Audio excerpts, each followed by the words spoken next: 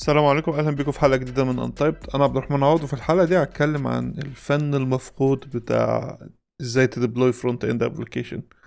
الحلقه دي اتاخرت كالعاده، فمش هقول لكم غير معلش وهكمل في الحلقه على طول.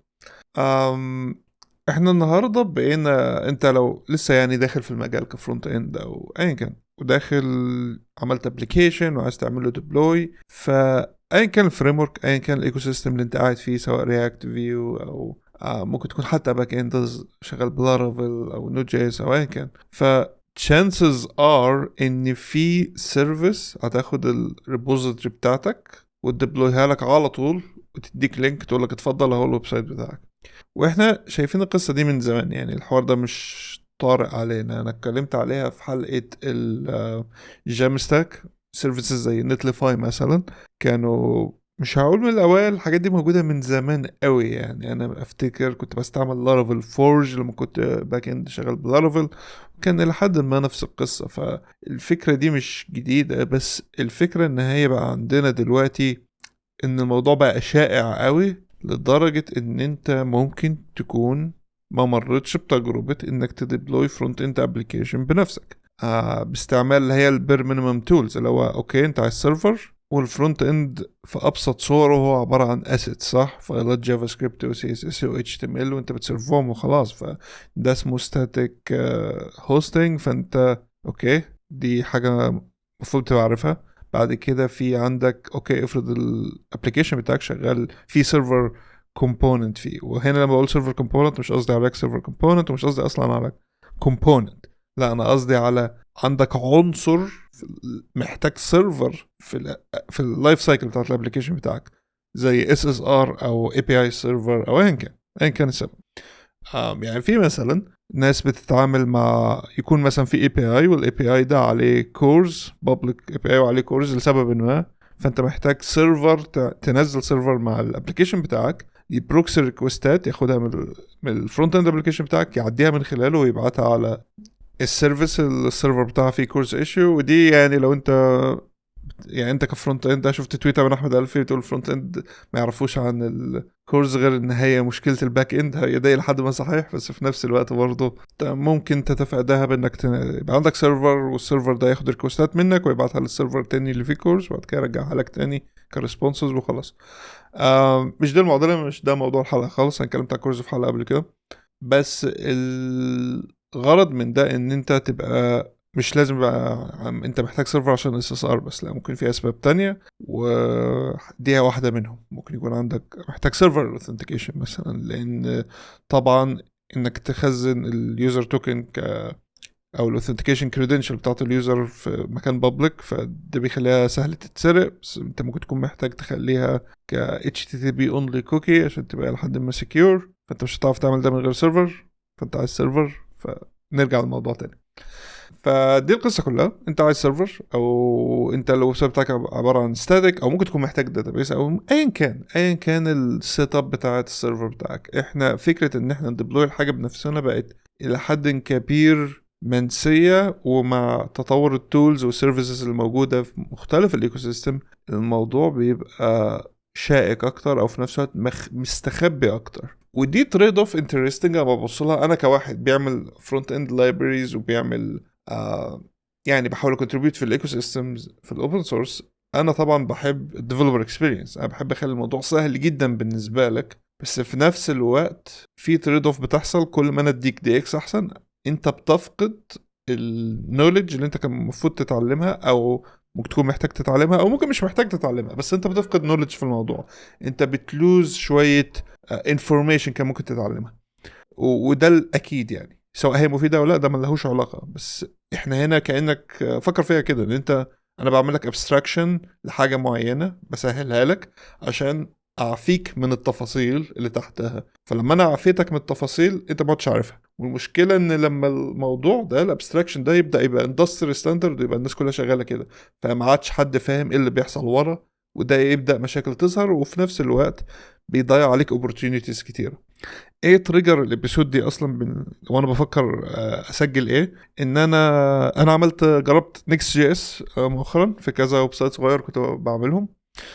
منهم ويب سايت البودكاست ده. انا عملته من الاول وجديد بالنكست جي اس، كان مكتوب استرو فعملته من الاول وجديد بالنكست جي اس عشان اجرب. قلت انا عايز اجرب في حاجه انا عارف هي شغاله ازاي وعارف تشتغل صح ازاي وكده. فالنكست جي اس كان كانديديت كويس للويب سايت بتاع انتايبد، فعملته من الاول بيها باستعمال نيكست. والديبلويمنت كان سهل جدا، الداتا فيتشنج سهل جدا، كل حاجه سهله جدا، ما خدتش بالي يعني الموضوع مش صعب. ولو كنت استعملت فريم ورك تاني زي نكست مثلا، انا عارف اوريدي نكست فمش محتاج اجربه، بس يعني لو استعملت نكست كان هيبقى ايفن ايزير كمان. بس اللي لفت نظري هنا مش سهولة كتابة الكود، لا كده كده رياكت وفيو شبه بعض كفاية يعني. فيو قد يكون أسهل في حاجات كتير، رياكت أبسط بس مش أسهل، فمش يعني الموضوع معقد هنا، بس ده مش موضوعنا.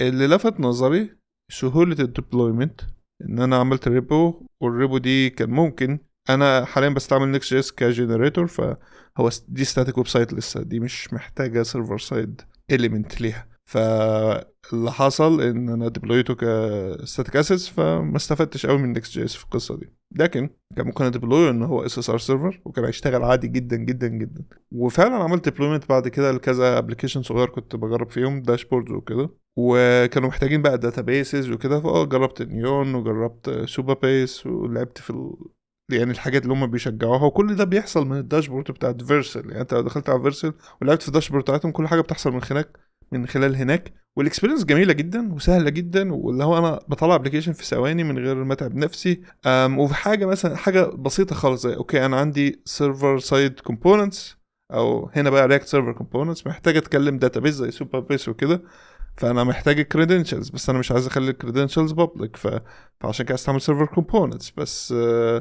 ازاي ادخل الكريدنشالز الابلكيشن اصلا؟ فدي حاجه اسمها environment variables مثلا او secrets. طب عشان اعمل الموضوع ده، قبل كده انت كنت يا اما بتحطها على البروسيس اللي بترن السيرفر، بانك حرفيا بتسبلاي فايل في الانفايرمنت فاريبلز وتسبلايها زي البروسيس مانجر زي بي ام 2 او ايا كان، وتعديها على النود بروسيس اللي هترن الابلكيشن بتاعك، فتكون افيلبل للنود جي اس بروسيس ان ميموري يعني.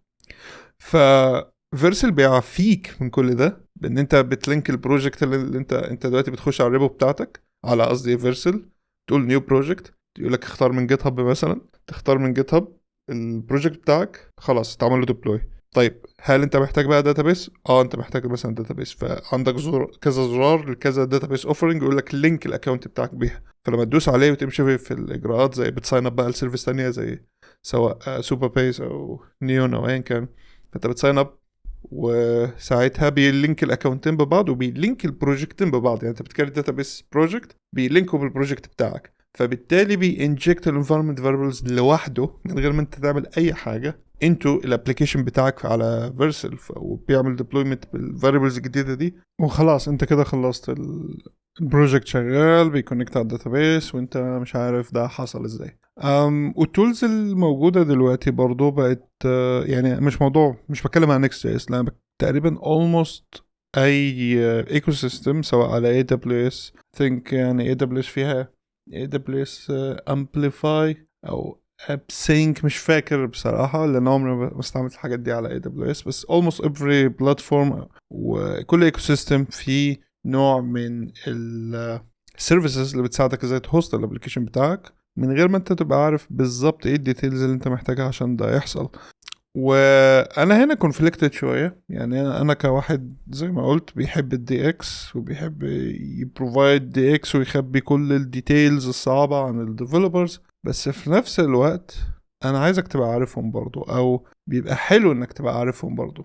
يعني مثلا حاجه من الحاجات مثلا عندي بتجيلي على طول كايشيو في الفورم لايبريز اللي انا بعملها، ان حد بيقول لي والله البوتون ده بيسبمت وانا مش والفورم بيسبمت لوحده، فبسبب انه بيدوس على زرار او حاجه زي كده.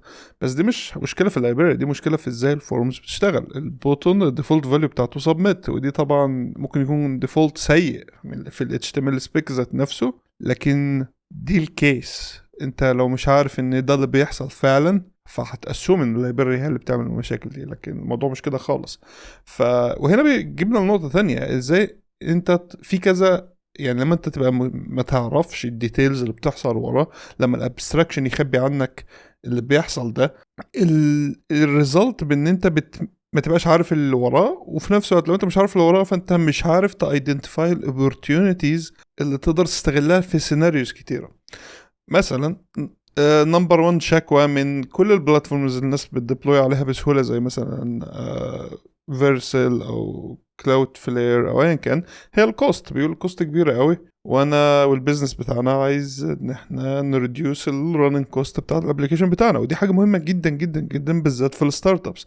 انت عايز تقلل الكوست على قد ما تقدر، ودي opportunities قليلة عندك في يعني في العصر بتاع ان انت محتاج تشب بسرعة. يعني احنا الستارت ابس الشغل بتاعها كله، الستارت ابس بتعيش وبتموت بيزد على قد ايه انت سريع في شيبنج الفيتشرز للكاستمرز بتوعك عشان تسكيور الماركت بليس بتاعك، المكان الماركت شير بتاعتك. انك تشب بسرعه دي حاجه مهمه جدا جدا جدا، وده اللي عمل لنا رايز في التولز بتاعت السي اي او سي دي، كونتينوس انتجريشن، كونتينوس ديبلويمنت. فلما التولز دي طلعت وبقت خلاص بقت جزء من حياتنا العمليه، جزء لا يتجزأ. يعني جيت هاب عمل جيت هاب اكشنز، ومش عارف من قبله اعتقد جيت لاب كان عنده نفس الفيتشر. فحوار ان يبقى عندك بايب لاين بترن كود، ده من ممكن اقول من 5 سنين او 6 سنين او اكتر. لا مش 6 سنين، اكتر كمان 8 سنين مثلا. وده بيفكرني قد ايه انا عجزت يعني في المجال ده. بس في النهايه برضو يعني الحوار ده ما كانش جزء اساسي من الشغلانه انت بتديبلوي الابلكيشن، ولو عايز تديبلوي ابديت تخش تعمله بنفسك. بس دلوقتي بقى في سي اي سي دي تولز، فانت اوكي بقيت بتسلم لها الموضوع بتاع ان انت ازاي بتديبلوي، ازاي بتخش، ازاي بتابديت الابلكيشن، ازاي الموضوع ده بيحصل. وهم طبعا فادونا كتير في البروسيس دي، ودي شيء انا مش بصراحة مش هستغنى عنه. يعني مش بقول نرجع للايام القديمة عشان ده الصح، لا انا بقول نعرف اللي بيحصل تحت عشان ما نفقدش المعلومة دي، عشان لو فقدناها فاحنا بنفقد القدرة ان احنا ايدنتيفاي كذا opportunity. فمنهم الكوست مثلا. لو انا عايز اسرع السي اي سي دي بتاعتي اعمل ايه؟ والله في كذا تشانس. يا اما انك تسرع الرننج بتاع التست بتاعتك، ترنن بارل مثلا، بس قد ايه من التست بتاعتك كان بي بارلايزد. يعني في منهم في تستات محتاجه ترن ورا بعض بالظبط عشان بيأثروا في نفس الستيت مثلا. فدي كلها حاجات considerations مهمه. محتاج مثلا تسرع البيلد تايم. طيب لو انت ايه اللي مبطئ البيلد تايم؟ والله ممكن يكون انك بتجنريت سورس مابس، ده اللي مبطئ البيلد تايم.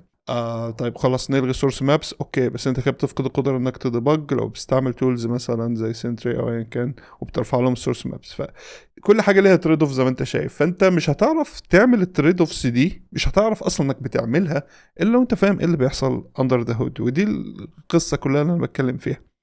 فمثلا لو انا ممكن يكون الحل انك تسويتش خالص البيل تول بتاعتك لبيل تول اسرع زي رول داون مثلا، او فيت الجديد اللي عايز تعمل رول داون، ويبقى ده الحل. بس في النهايه برضو لازم تسال نفسك، هل انا فاهم التريد اوف اللي بتحصل هنا ولا لا؟ هل انا فاهم لما انا اعمل كده مكان كده، هل انا فاهم اللي هيطلع، وهل انا فاهم اضحيت بيه ولا لا؟ وعشان نرجع الموضوع يبقى اكثر له علاقه بالحلقه اكتر، يعني عشان ما الزقش في نقطه معينه زي سي اي سي دي. يعني مثلا لو انا عايز اقلل الرننج كوست بتاعت السيرفر بتاعي مثلا، في كذا ديبلويمنت استراتيجي الواحد ممكن يتعلمها، او اي فرونت اند ابلكيشن، طول ما انت فاهم ايه اللي انت محتاجه عشان تديبلوي فرونت اند ابلكيشن. فعندنا مثلا اول ككونسبت، ايه طبيعه الابلكيشن بتاعي؟ هل انا فاهم ده ولا لا؟ هل انا فاهم ان هو ستاتيك اسيتس فقط ولا لا؟ يعني مثلا على سبيل المثال احنا في رسائل هو كله ستاتيك اسيتس، الفرونت اند كله اس بي ال، فيه البوت بيلدر وفي مش عارف ايه والكلام ده، كله ستاتيك اسيتس، فايلات جافا سكريبت وسي اس اس واتش تي ام ال. ما فيهوش، لا ما فيش اصلا فايلات اتش تي ام ال اكشولي، هو كله جافا سكريبت وسي اس اس. ده الاب حرفيا كله. فانا فاهم ده، فانا فاهم انا اعرف اديبلويه ازاي. فاحنا بنديبلويه عن طريق بنخلي الروبي سيرفر بتاعنا يجيب الفرونت اند بيلد اللي هي المفروض بتماتش السيرفر فيرجن، وياخدها يروح يجيبها من السي دي ان بتاعتنا ويجيبها هنا. معناه انه هو يروح يجيب الانتري فايل، الجافا سكريبت فايل بتاع الانتري بتاع الابلكيشن من السي دي ان، ويسيرفه لليوزر في HTML بيج rendered completely على الريل سيرفر، وخلاص الفرونت اند سيرفر هيشتغل. واحنا عارفين ده شغال كويس، واحنا عارفين نعرف نتلاعب بده ازاي كويس قوي. فده اتاح لنا فرص كتيره جدا لان انا فاهم طبيعه الابلكيشن. فمن ضمن الفرص اللي اتاح لنا، اوكي انا عندي ديزاين جديد تماما للابلكيشن، بنعمل ريديزاين للابلكيشن، ازاي اجربه دلوقتي. فانت بتقول ممكن استعمل فيتشر فلاج، كلام جميل، بس احنا هنا عايزين فيتشر فلاج الجافا سكريبت فايل اللي انا بلوده، او راذر انا عايز فيتشر فلاج الابلكيشن كله. فدي مختلفه شويه عن انك فيتشر فلاج كومبوننت او حاجه زي كده. ف فالحل هنا اوكي، ليه ما نخليش الباك اند يلود الجافا سكريبت الاكسبيرمنتال بتاع الريديزاين ده مثلا ونلوده على الاكونتات دي بس؟ هل نقدر نعمل كده؟ سهله، نقدر نعمل كده. كده احنا عندنا ريل سيرفر، وهو الاستراتيجي بتاعته بيجيب الماتشنج فيرجن معاه. ممكن نحط شويه لوجيك بحيث يخليه يجيب هل الاكونت ده عنده ريديزاين برانش ولا لا، ولو عنده ريديزاين برانش خلاص نلود اخر فيرجن على الريديزاين برانش ده. وعملنا كده وخلاص، وبقينا بنجرب الريديزاين بتاعنا لايف على البرودكشن على الاكونتات بتاعتنا بس، بحيث ان احنا نشوف الابلكيشن فعلا with real data ونجربه على طول. طبعا احنا بنجرب الحاجه لوكال وفي تيستات وكل حاجه، بس في النهايه انا عايز اشوف الابلكيشن هل هيبيهيف صح مع ريل داتا سيت ولا لا. فدي القصه كلها. مش لازم بقى انزل اعمل staging environment، لان staging environment تماتش البرودكشن environment بالظبط دي مكلفه برضه. فحاجات صغيره زي دي لو انت فاهم الابلكيشن بتاعك شغال ازاي، يعني هي قصه انا دخلت فيها ممكن ملهاش لازمه، لكن بتشرح لك لو انت فاهم طبيعه الابلكيشن بتاعك كويس، وفاهم انت ينفع تديبلويه ازاي بيزد على اللي انت فاهمه، فانت تقدر تانلوك اوبورتونيتيز كتيره جدا انت ممكن تعمل ايه. يعني مثلا انا شبيت بج دلوقتي كراش الفرونت اند عند الناس كلها، اوكي عايزين نرولو باك على طول. ايه الاوبورتونيتيز اللي عندنا نعمل ده؟ اجين احنا بنلود الفرونت اند سيرفر من الاي بي اي، فاحنا نخش نخليه لود فيرجن تانية خالص، مش لازم نعمل ديبلوي لفيرجن جديده، مش لازم نعمل اي حاجه. دي في مقدرتنا ان احنا نعمل ده، نرول باك على طول. طبعا احنا بنعمل ده بطريقه تانية على اي دبليو اس، بس دي اوبورتيونيتي تانية ممكن نعملها. السيرفر الابلكيشن واقع او سويتشينا الكاستمر ده الريديزاين ولقينا بج خطير فيه، اقدر ارجعه تاني. موضوع بسيط مباشر سهل ما فيهوش اي مشاكل. فده انلوك لنا يعني ازاي نحل حاجات في الميتيجيشن بتاعنا، الميتيجيشن بتاع الايشوز بسرعه كبيره، وده اهم حاجه. لما تيجي تواجه بج بيمباكت الناس كلها، او يعني حاجه اب بلوكينج زي كده، وفي نفس الوقت بينلوك لنا اوبورتونيتيز اكتر ازاي نديبلوي الابلكيشن ونتست حاجات جديده زي اللي انا اتكلمت فيها. من ضمن الحاجات برضو اللي انا اتعلمتها ان انا ممكن برضو اديبلوي ستاتيك اسيتس دي على لامدا سيرفر، اي دبليو اس لامدا فانكشن سيرفر. فده معناه ان انا مش محتاج راننج سيرفر على طول. طب ازاي؟ والله الموضوع بثيت. انا محتاج HTML سيرفر، صح؟ سيرفر بيسيرف HTML، اوكي ده ممكن اعمله بكذا طريقه. يا اما استخدم ويب سايت هوستنج زي مثلا S3، ده ستورج، انا عايز ستورج باكيت وخلاص، وبوينت دومين على الاندكس فايل ال HTML اندكس فايل في الباكيت ده وديبلويه. اوكي طب لو انا عايز حاجه فيها سيرفر بسيطه، حاجه بسيطه خالص زي كوكي او مش عارف ايه وكده، سواء اوثنتيكيشن او غيره، وانا محتاج سيرفر عشانها. طيب هل اجيب سيرفر ويفضل راننج على طول وادفع عليه كوست كل شهر، ولا انا ممكن الابلكيشن ده الفيري لو ترافيك او الاستعمال الشخصي ممكن بستعمله مره كل كام شهر، ممكن استعمل AWS لامدا عشان وخلاص. AWS لامدا اللي هي سيرفرلس للناس اللي فاكرها بالكونسيبت ده بالاسم ده. فالفكره كلها ان مفيش سيرفر، هي فانكشن بترن على طول وبتقفل على طول.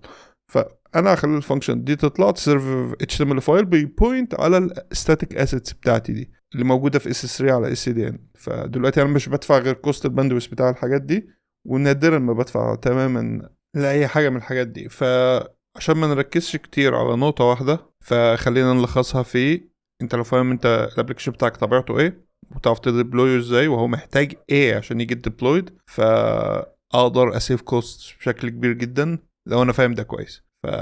اوكي فلو ده هو static assets. طيب لو هو محتاج عنده سيرفر element او سيرفر في سيرفر في الموضوع، محتاجين نود سيرفر راننج مع الابلكيشن بتاعي، ايه الاوبشنز اللي بتبقى متاحه قدامي او ايه اللي اقدر اعمله؟ والله انت محتاج حاجه تقدر ترن النود جي اس ران تايم، فدي اول حاجه انت بتاخدها في دماغك. فانت عندك كذا حل، ممكن تروح جو كونتينرز والجو ده، او ممكن تجيب سيرفر عادي راننج يوبونتو سيرفر عادي وتحط فيه الحاجات اللي انت محتاج عشان السيرفر ده يرن. وانا اتكلمت على قبل كده في حلقه عن just enough DevOps تقريبا او حاجه زي كده، اسيب لينك ليها في الشو نوتس عن قد ايه انت محتاج تعرف عشان تديبلوي نوع ده من الابلكيشنز. بس عشان ما اكررش نفس الكلام اللي في الحلقه، انا مش فاكر قوي برضه انا قلت ايه هناك عشان الحلقات مش سكريبتد. بس الملخص ان انت كل اللي انت محتاجه حاجه ترن النود جي اس انفايرمنت، وفي كذا طريقه لده. فانت محتاج ماشين سي بي يو يرن النود سيرفر، ده اولا اللي انت محتاجه. اوكي، فده بتشتريه. عندنا كذا اوبشن زي ديجيتال اوشن ومش عارف واللينود والايام الزمن دي، انا نسيت الحاجات دي لسه بفتكرها دلوقتي. فانت كنت بتشتري الحاجات دي وبتدفع تقريبا $5 في الشهر وبترن السيرفر وخلاص، ترن الابلكيشن بتاعك على السيرفر ده. طيب هل الحاجات دي بترن ازاي اصلا؟ يعني ازاي السيرفر بتاعي بيرن عليهم؟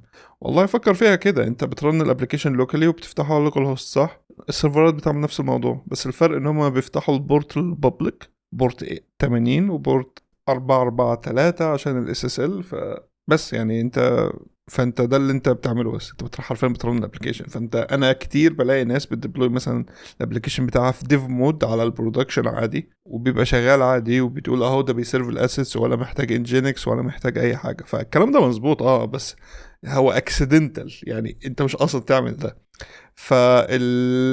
فهنا النقطه بتاعتي انت تبقى فاهم. اوكي، ديف مود ما ينفعش على ارن ديف سيرفر على برودكشن ابلكيشن، عشان ده هياكل ميموري كتير جدا وهيبقى بيعمل حاجات كتير ملهاش لازمه، زي واتش الفايل سيستم، وكمان مش بيبقى اوبتمايزد انه يسيرف اكتر من مش عارف كام ريكوست في نفس الوقت، او كام اكتف سيشن في نفس الوقت. فكذا حاجه يعني بتخلي ده بيج نو، يعني ما تعملش كده خالص. لكن في النهايه برضو هي بترجع لي انت فاهم انت بتعمل ايه ولا لا. ف فلو انت عندك جزء محتاج سيرفر، سواء بقى نكست او نيكست او مش عارف ايه، فالموضوع الى حد ما سهل شويه. انت محتاج تبيلد الابلكيشن، والابلكيشنز دي لما بتبيلد بتطلع زي سيرفر انتري بوينت، وانت محتاج ترن نود جي اس على السيرفر انتري بوينت دي. ده الجست بتاع الموضوع، لكن تفاصيل انا هسيبها لك تدور عليها. ومعظم اللي هي الفريم وركس دي بيبقى فيها كمان يخليك ترن البرودكشن فيرجن دي، وبيبقى اسمها مثلا كمان دي بيسموه ساعات بريفيو. يعني في نكست اعتقد اسمه بريفيو، او في فيت اسمه بريفيو، ما اعرفش اسمه ايه في نكست، او ما اعرفش اسمه ايه في نكست اكشولي. لكن المهم من القصه دي ان انت اوكي، انا عايز نوت بروسيس ترن على الحاجات دي، فانا عندي نوت بروسيس بترن السيرفر وخلاص. طيب النوت بروسيس محتاج ترن على طول، فانت بترنها في الباك جراوند مش في الفور جراوند. في الفور جراوند عشان لو انت قفلت التيرمينال السيرفر هيقفل معاها، زي ما انت بترن ان بي ام ران ديف او ايا كان في التيرمينال بتاعتك. اول ما بتقفل التيرمينال اللي بيحصل السيرفر بيقع، فانت بترنها في الباك جراوند. ودي ليها طريقه برضه هخليك تدور عليها. بس في نفس الوقت هي بقى بترن في الباك جراوند، فانت مش عارف هي رانج اصلا ولا لا، صح؟ يعني افرض السيرفر كان شغال بعد كده فجأة الريكوستات بقت بتقع ومفيش حاجة بتحصل، السيرفر مش بيرسبوند خالص، فانت بتخش تاني على السيرفر بتعمل اس اس اتش. طب لو انت مش عارف يعني ايه اس اس اتش اصلا، دي حاجة المفروض تبقى عارفها، تبقى عارف ازاي تعمل الاوثنتيكيشن بتاعها، او البابليك كي والبرايفت كي والقصص دي كلها.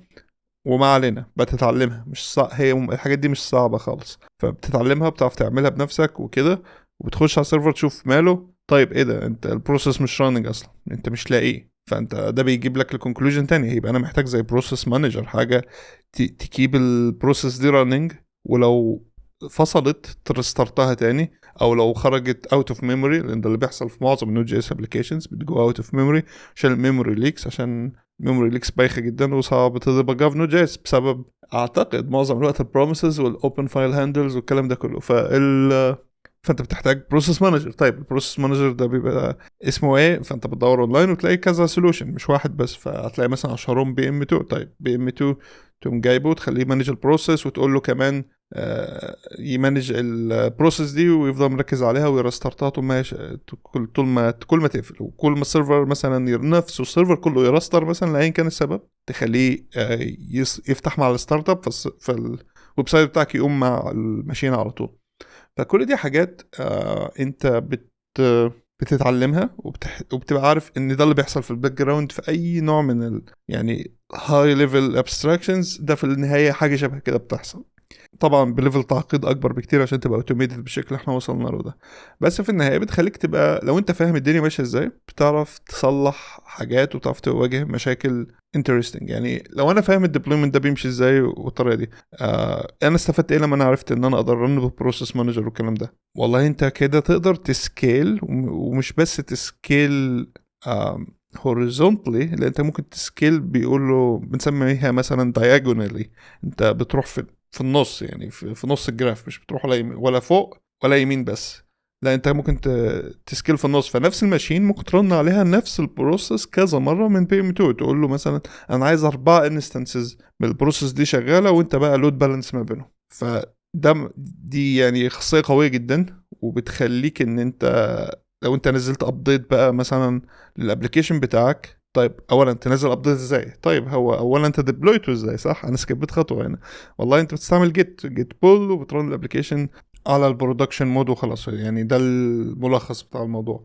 بس عشان تعمل ابديت تعمل جيت بول تاني فبينزل الكومنتس، فانت دلوقتي محتاج تراستر البروسيس دي. فدلوقتي هل كل اللي بيستعملوا الويب سايت بتاعك فجاه الويب سايت يقف معاهم عشانك بتعمل ابديت؟ لا، فانت ممكن تخلي بي ام 2 ابديت كله، يراستر كل واحده لوحدها، وما يرسترش واحده الا ما يكونوا التانيين شغالين. فده معناه انت بتحاول على قدر الامكان تكيب 100% اب تايم.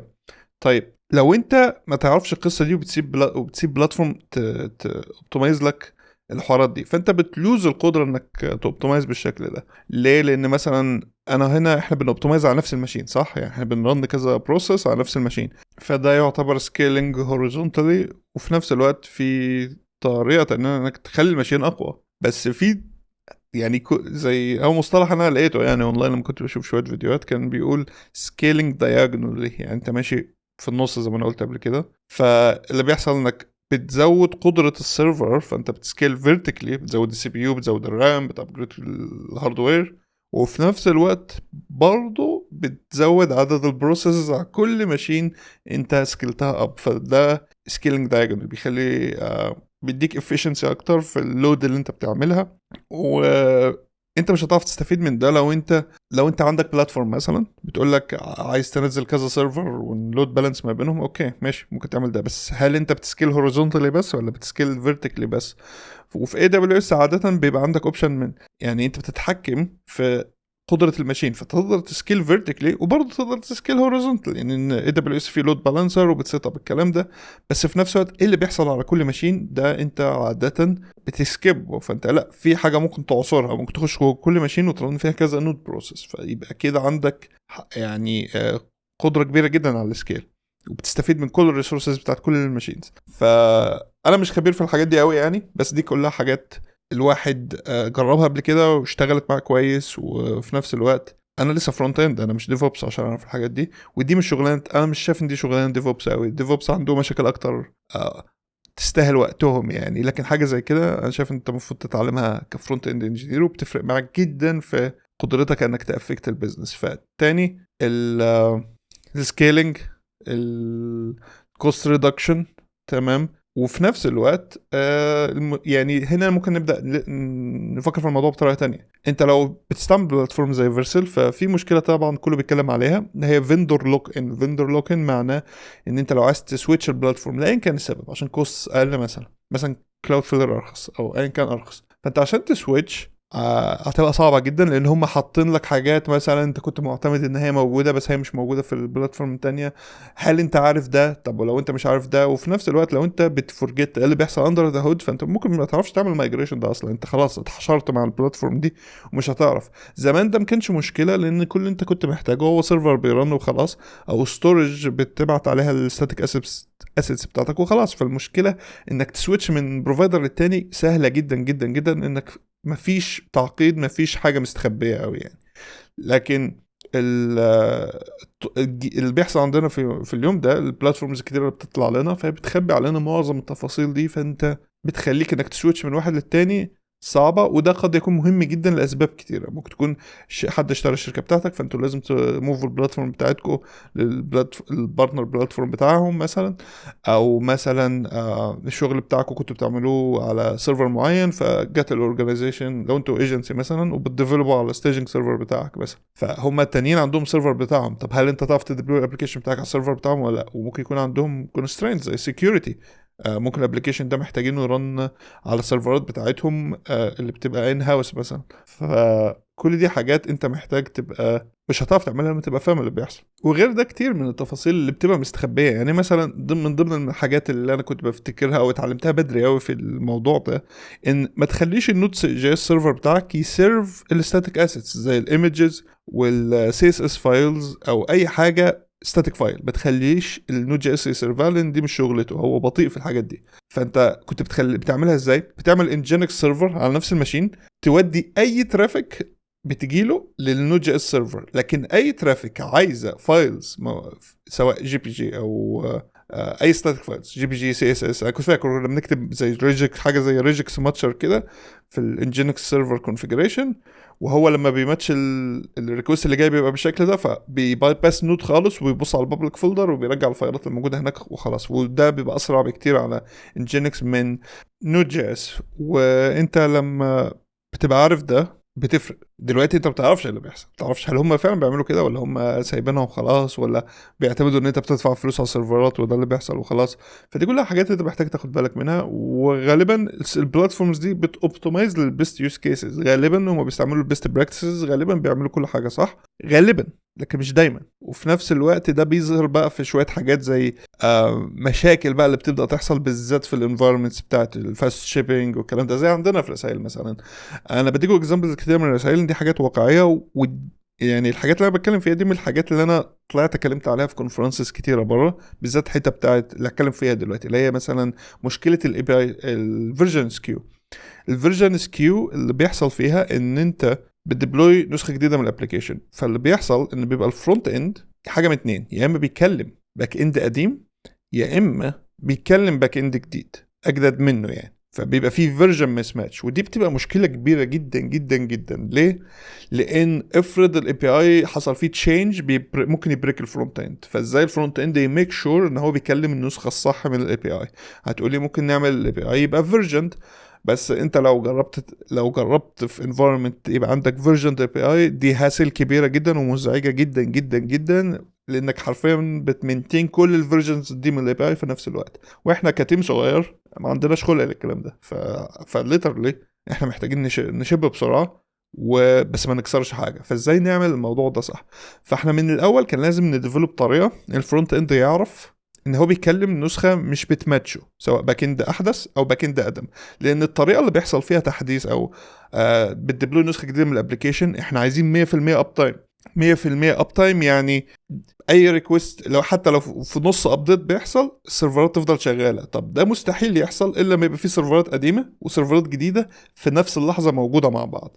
يعني مثلا لو قلنا ان انا عندي 3 ماشينز لابلكيشن معين، انا دلوقتي نزلت ابديت، فاللي هيحصل ان الابديت بروسيس مثلا هتشيل ماشين من السيركيليشن تعملها ابديت، والاثنين التانيين القدام لسه شغالين، بعد كده تقوم منزله فيرجن جديده، بعد كده تسحب اللي بعدها، يبقى عندي واحده قديمه وواحده جديده دلوقتي شغالين، واحده قديمه وواحده جديده شغالين، يتعمل للتانيه ابديت تقوم نازله، فيبقى عندي كده 2 جداد شغالين، بعد كده تسحب القديمه وهكذا. فبتعمل جرادوال افكت للرول اوت بتاع الابديت بتاعك. فاللي بيحصل في النص زي ده ان اليوزر لما داس على اللينك بتاع الويب سايت بتاعك وراح الويب سايت بتاعك، هو هات انهي فيرجن من الفرونت اند، ان الفيرجن الجديده اللي اتعملها ديبلوي. ما لو هو هات ماشين جديده يبقى خلاص، يبقى هو على النسخه الجديده. بس لو هو هات نسخه قديمه، اوكي، يبقى هو نزل نسخه قديمه من الفرونت اند، وفي نفس الوقت هو مش هيريلود كل 5 ثواني صح. فاللي هيحصل انه في فيري جود تشانس ان هو يكلم نسخه قديمه من الباك اند، لان خاصه لو اس بي اي او ابلكيشن بعد الانيشال لود بيبدا يرن مثلا كسيرفر سايد نافيجيشن بعد كده زي الاس اس ار ابلكيشنز. فاللي بيحصل ان هيفضل محافظ على النسخه بتاعته على طول، الاسيتس هي ما اتغيرتش. فده ممكن يعمل مشاكل كتير، زي انه يحاول يكول اند بوينت ما عادتش موجوده، او يحاول يكول اند بوينت مش موجوده، على حسب مين فيهم اللي متاخر، فرونت اند ولا باك اند. ودي مشكله معقده وملهاش حل مناسب قوي يعني. والمشكله بتزداد تعقيدا لما احنا قربنا الفرونت اند من الباك اند قوي، او لما اخترعنا كونسبت السيرفر كومبوننتس. لان دلوقتي السيرفر كومبوننتس الاوتبوت بتاع الابلكيشن بتاعك فيري تايد للاوتبوت بتاع السيرفر كومبوننتس، بس هم عايشين بس على السيرفر. فلما يحصل فيرجن سكيو ممكن الاوتبوت بتاع الكومبوننتس ده يختلف وما عادش يبقى ابليكابل للكود اللي موجود عندك في كلاينت سايد دلوقتي. فده بيصعب الموضوع اكتر. ايه الحل هنا؟ نعمل ايه؟ في بلاتفورمز كتيره بتعمل حل بسيط جدا. هنطلع اول ما نديتكت ان ده يحصل نطلع بوب اب لليوزر او نريلود له الابلكيشن عافيه. طبعا ده مش اكسبتبل بالنسبه لي. ليه؟ لان واحد افرض اليوزر بيعمل حاجه مهمه. تخيل لو انت شغال في في اس كود وكل ما ينزل له ابديت وانت عارف في اس كود بينزلوا ابديتس قد ايه او كل قد ايه، او لو كورسر او ايا كان. تخيل ان بدل ما يقول لك في ابديت نزل اعمله انستول، يقفل اللي انت بتعمله ويعمل انستول الابديت غصب عنك زي ويندوز كده. فهل انت هتبقى دي حاجه مقبوله بالنسبه لك؟ اكيد لا. فتخيل اليوزرز بتوعك كلهم في نفس المركب ده، دي مش احسن طريقه تحل بيها الموضوع ده. فالحل هنا الموضوع يبقى لحد ما تبيلد طريقه انك تعرف هل المفروض اعمل ده اصلا ولا لا. لان مش معقول كل ابديت هعمل كده. مش كل ابديتس بتبقى بريكنج، مش كل ابديت بنزله بيغير اند بوينت، ممكن بنزل حاجات جديده. فاليوزر اللي شغال دلوقتي مش هيفرق معاه الحاجات الجديده دي موجوده ولا لا، صح؟ فخليه يكمل حياته عادي. فهنا التفرقه بقى بين الاكسبيرينس بتاعتك. حصل فيرجن سكيو، اوكي، بس هل لازم ادسربت اليوزر ولا لا؟ ده بقى اللي تبدا تفكر في الموضوع. فاول حاجه تفكر فيها ازاي تديتكت ان حصل تشينج. فاحنا عندنا مثلا سوليوشن بتاعنا بسيط خالص، ان كل مره الفرونت اند بيعمل اي ريكوست للباك اند، اي ريكوست، اي اي بي اي كول لاين كان السبب، بيبقى فيه هيدرز في الريسبونس وفيه هيدر في الريكوست. الريكوست هيدر بيبقى فيه الفيرجن، والريسبونس هيدر بتاع الباك اند دايما بيبقى فيه الفيرجن برضه. فالفرونت اند بيشوف الريسبونس، لو لقى الريسبونس الفيرجن بتاعته مختلفه يبدا يقطعها ويشوف هي مختلفه قد ايه. واحنا هنا بنستعمل سيمانتك فيرجننج، وبيبص على الفيرجن بتاعته. فهو بيبص مثلا يلاقي ان حصل حاجه زي حاجه اسمها بري ريليس هاش. فلو حصل في البري ريليس هاش تشينج يبقى ده تشينج مش مهم، حد عمل كوميت جديد ديبلوي، نزل كود، الكود ده المفروض ما اثرش على حاجه في الابلكيشن، يعني ايا كان السبب. ليه؟ لان انا مش عايز كل مره حد يبوش نضطر نعمل كوميت يابديت الفيرجن في باكج جيسون او ايا كان. انا مش عايز البردن بتاع الفيرجننج يبقى حتى علينا كبشر يعني. فخلاص يبقى هنعملها بفيرجن زائد الكوميت هاش. فالكوميت هاش بنقراه لو هو بس اللي اتغير مش هنعمل حاجه، ما فيش حاجه مهمه نقول لليوزر انها حصلت. طيب لو في اللي هي في السيمانتك ريليس عندك دايما اخر حاجه بتبقى الباتش. فلو الباتش فيرجن اتغيرت ساعتها طلع له بوب اب اقول له سام باج فيكسز صلحت، اعمل ريلود لو انت عايز تاخدهم، ولو مش عايز تاخدهم دوس اكس مش مهم. طيب لو حصل ماينور تشينج فده معناه ان احنا نزلنا فيتشر جديده مهمه، فاوكي ساعتها نطلع له بوب اب مختلفه شويه تقول له في فيتشر جديده نزلت، او حتى ممكن نقول له ايه اللي حصل، الفيتشر الجديده الفلانيه نزلت اعمل ريلود عشان تيجي لك، فيدوم دايس عليها. طيب لو ميجر بقى ريليس حصلت، لا يبقى ده احنا عملنا حاجه كسرت الاي بي اي كده، مستحيل اي فرونت اند قديم يكلم اي باك اند جديد. فعشان نعمل القصه دي نبلوك اليو اي خالص. اليو اي بيطلع فيه بوب اب جامده كده تقول له انت ما تقدرش تعمل حاجه غير انك تريلود، فلو انت بتعمل حاجه سيبها على جنب وريلود الابلكيشن، لكن مش بنريلود عافيه. دي اهم حاجه، دي كريتيكال. والطريقه دي هي بسيطه جدا جدا جدا الى انها امباكتفول جدا جدا جدا في اليوزر اكسبيرينس. احنا بقينا نقدر بسهوله نعرف اليوزر شغال على انهي فيرجن من الابلكيشن، بنحاول نبص على الفايلز اللي بتيجي من عنده، الايرورز بتيجي من الفايل اسمه ايه. احنا بقينا عارفين الاب فيرجن ريليس عند اي يوزر بيبقى شكله عامل ازاي. احنا بقينا عارفين الريكوستات نفسها والريسبونسات في اللوجز بتاعتنا. احنا شايفين انهي اب فيرجن عملت ريكوست لانهي اب فيرجن وايه اللي حصل، الانتراكشن حصل فيه ايه. فكل دي يعني تفاصيل ظهرت لنا وحاجات نقدر نوبتمايز لها وبقينا نقدر نشوفها بمجرد ان احنا فاهمين بس الدنيا شغاله ازاي، ونقدر نخش فين ونعمل ايه التغييرات الصغيره اللي ممكن نعملها ونطلع تاني ونشوف الافكتس بتاعتنا. فده اللي انا في النهايه عايز اكلمه في يعني الكول تو اكشن في الحلقه دي، يعني ان انت كل مره تعمل ديبلوي الابلكيشن او اي حاجه اسال نفسك هل ممكن اخلي ده ارخص، هل ممكن اخلي ده سمارتر، وايه اللي بيحصل بالظبط اندر ذا هود. هل اقدر اخش في الباك جراوند وافهم اللي بيحصل، افهمهم بيعملوا ايه بالظبط، لان ده هيفرق معاك جدا في الانترفيوز، هيفرق معاك جدا في السكيلنج، هيخليك شخص امباكتفول جدا في اي بزنس انت بتخشه بمجرد انك فاهم بس الحته دي من الشغل بتاعنا. فانا انهي الحلقه هنا، وان شاء الله هحاول الاسبوع الجاي يبقى في حلقه جديده. مع السلامه.